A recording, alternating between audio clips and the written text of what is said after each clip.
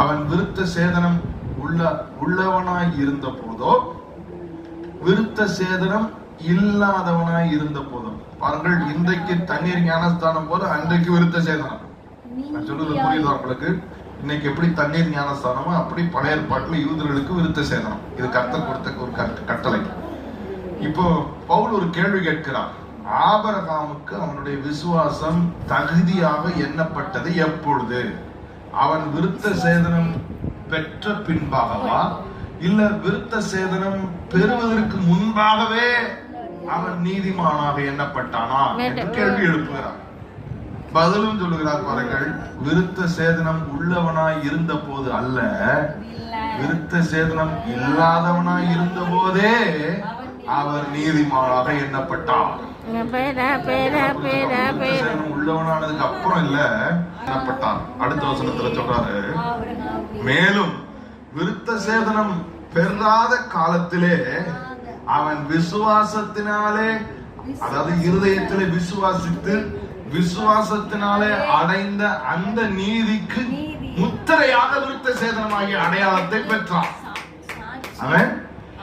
அவன் இருதயத்தில் விசுவாசித்து அந்த விசுவாசத்தின் அடையாள, அந்த விசுவாசத்தினாலே பெற்ற அந்த தகுதிக்கு ஒரு முத்திரை, அந்த முத்திரையாக பிற்பாடு அவன் விருத்த சேதனம் பெற்றான்.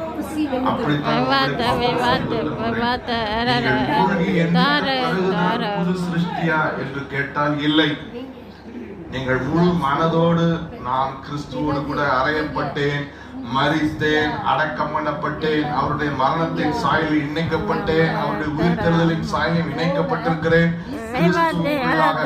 நான் ஒரு புது சிருஷ்டியாக இருக்கிறேன், பழையன எல்லாம் ஒழிந்து போயின, எல்லாம் புதிதாயின.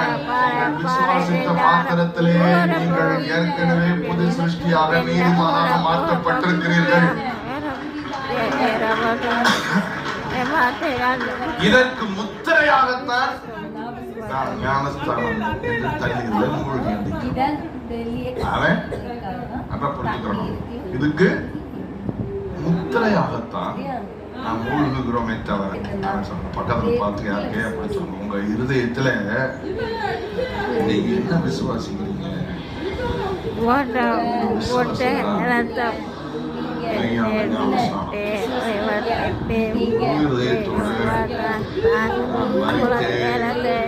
அடக்கம் பண்ணப்பட்டு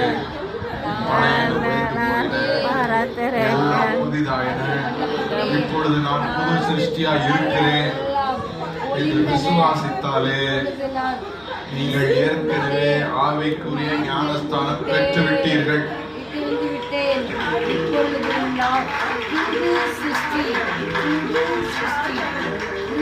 அப்பாடா, அப்ப நான் தண்ணியில முங்கணும்னு அவசியம் இல்லை. அவன் ஒரு தகப்பனுக்கு,